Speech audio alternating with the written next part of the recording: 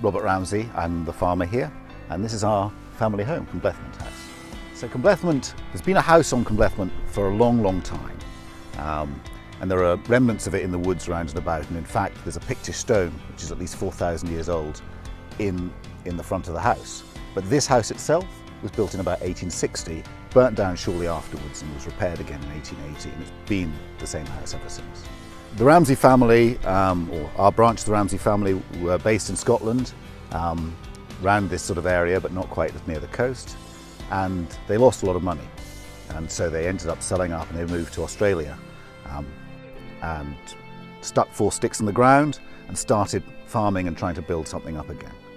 My grandfather was part of that family, and he didn't see a future for himself. He was about the 5th son or something, and there was no role that he could find for himself.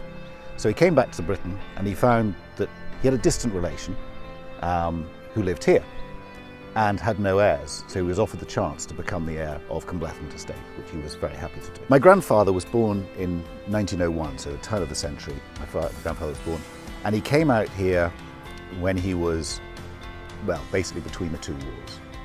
And he was obviously in the Home Guard, so the farmers weren't sent off to war, so he had the pleasure and luxury of staying here and being part of the Home Guard.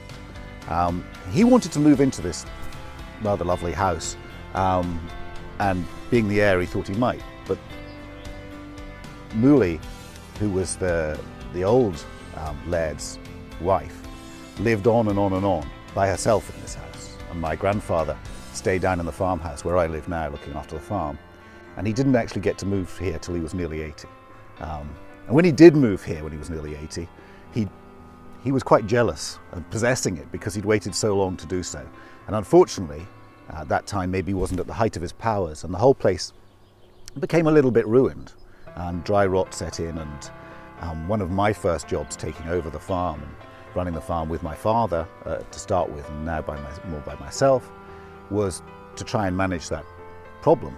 And so we did have to spend many hundreds of thousands of pounds repairing the house and looking after it.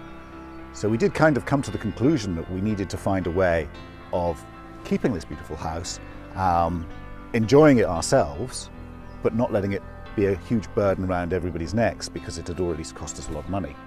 So now we don't live here ourselves.